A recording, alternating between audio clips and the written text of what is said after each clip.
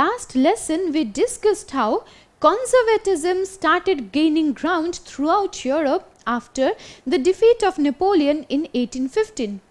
Now, in these conservative autocratic regimes, people were not at peace because power and authority remained limited and constricted in the hands of the autocratic conservative rulers. And the masses did not really get a platform or a way to voice their opinions. Their ideas were suppressed, their thought processes were not taken into account. But these people had been inspired by the ideals of the French Revolution, and so they found the conservative regimes even more oppressive than ever.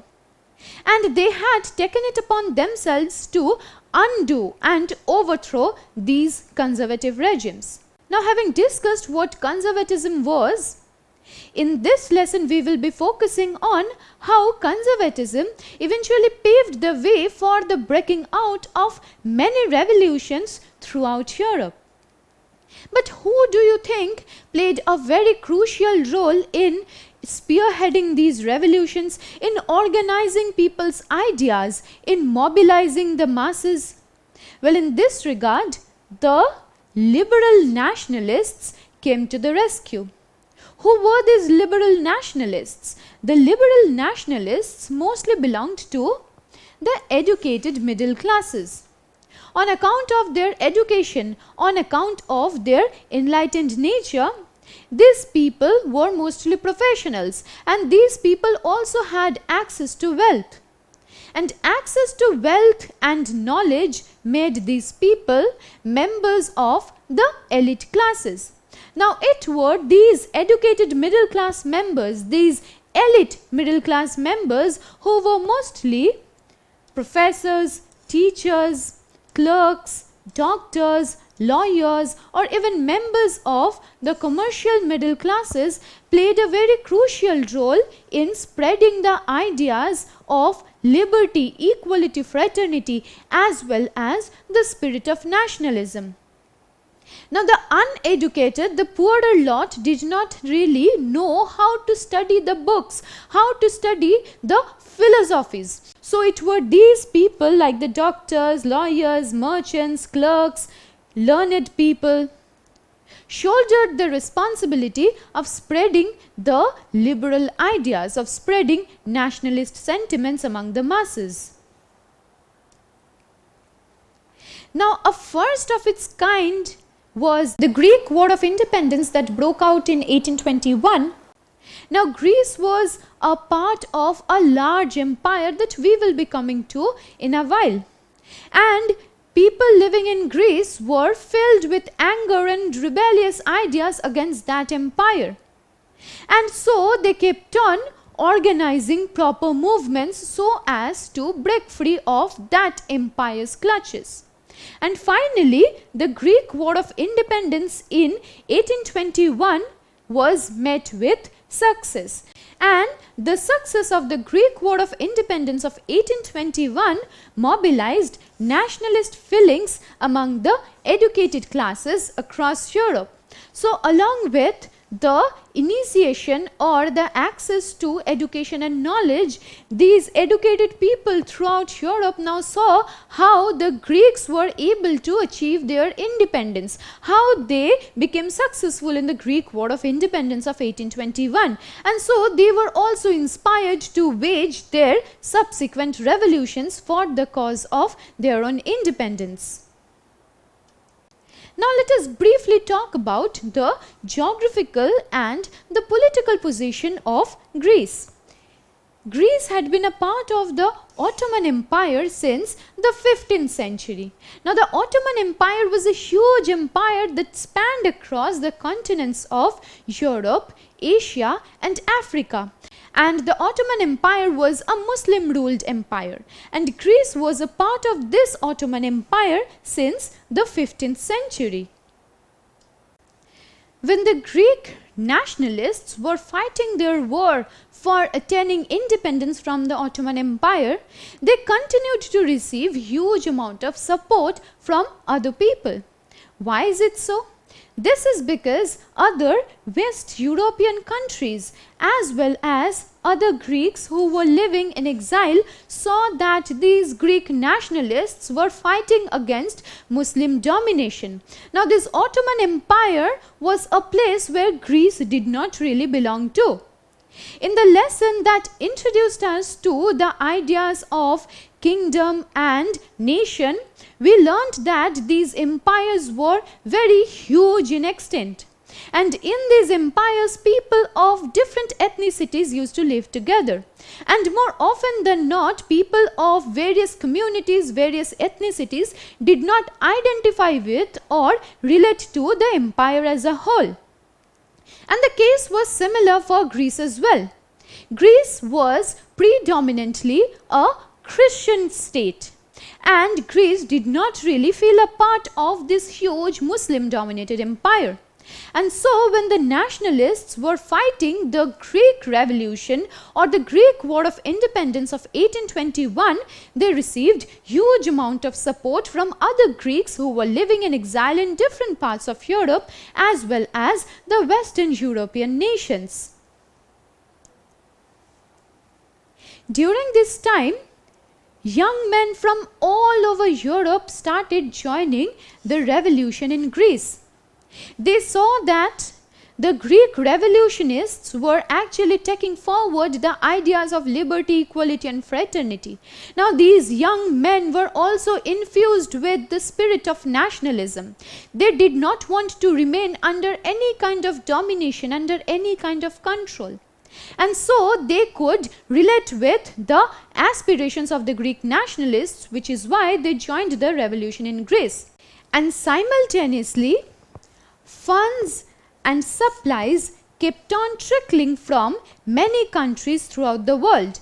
Now these countries were mostly the Western European countries like England or Spain, and even a Eastern European country like Russia or even the faraway country of the United States of America also supported the Greek nationalists in their cause.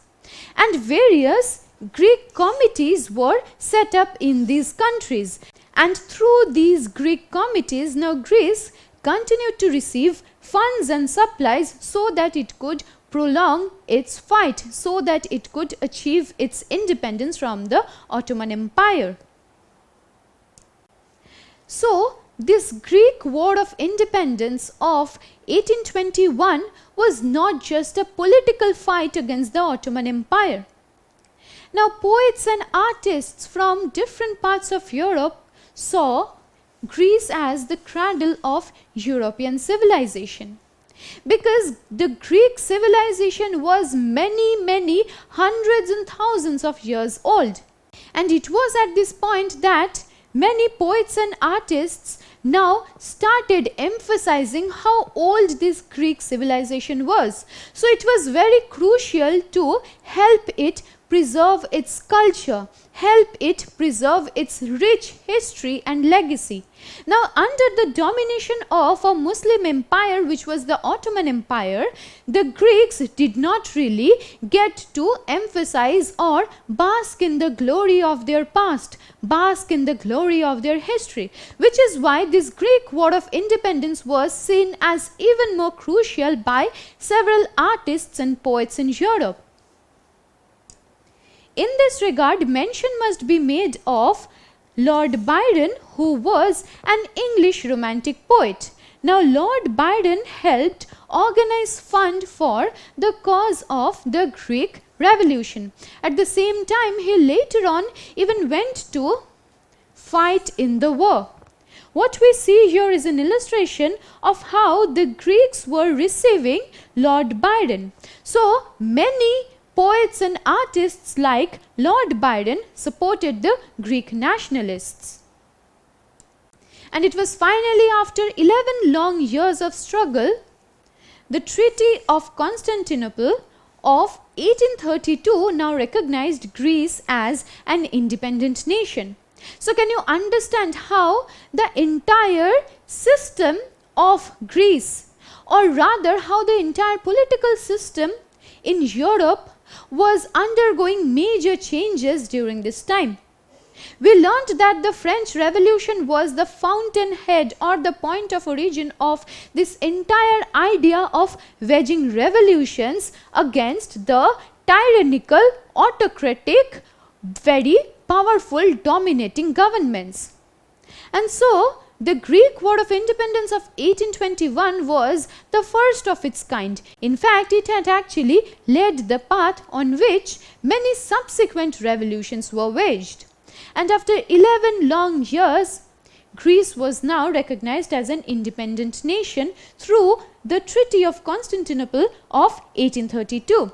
So this is the way in which shifts or transitions were happening in the political systems of Europe, because Greece, which was formerly a part of an empire, now became an independent nation state in Europe. Before proceeding with this lesson, let me ask you a question. When was Greece recognized as an independent nation? Did it happen in 1815, 1830, 1832 or in 1828? Well, the correct answer is 1832. The Greek War of Independence began in 1821, and after 11 long years of struggle, of fight, of rebellion, the Greeks could achieve independence through the Treaty of Constantinople that was concluded in 1832. Just a while ago we mentioned this point that Greece had actually laid the path. Greece had actually laid the foundation for many subsequent revolutions to be waged throughout Europe.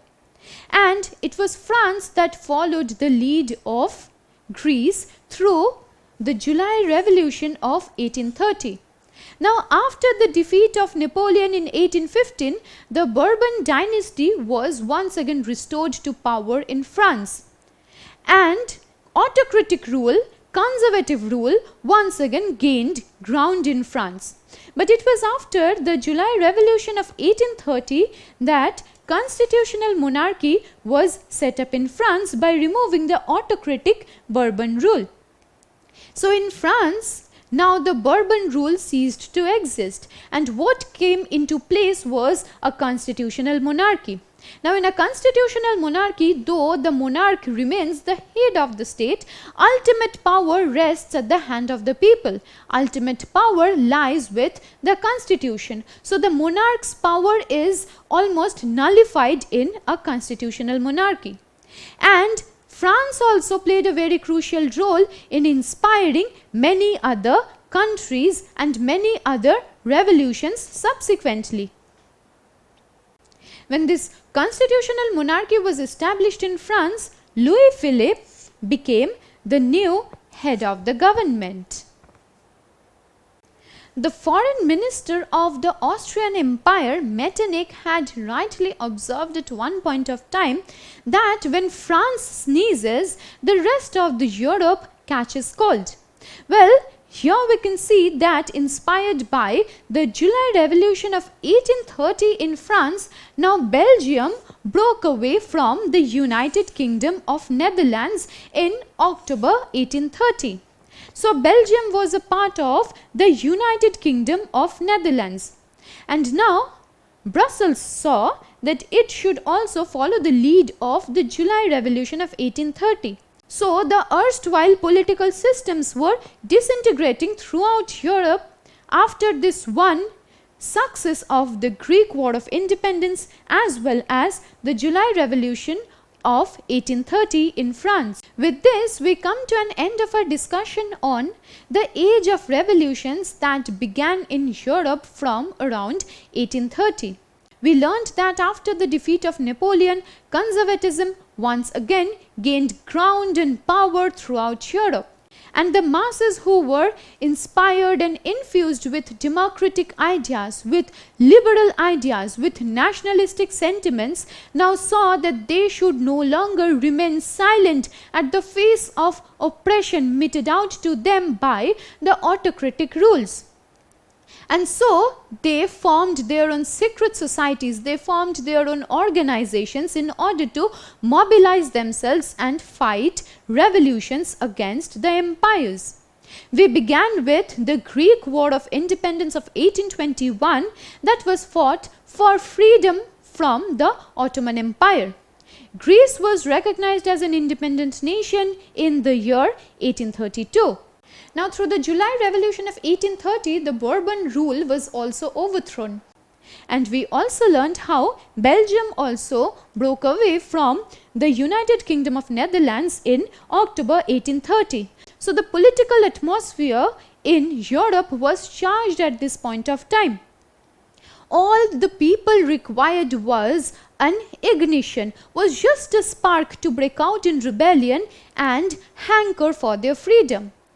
Having talked about this point, in our subsequent lesson we will be taking this discussion further by talking about how many other revolutions were being waged in the period between 1830 and 1848 in Europe.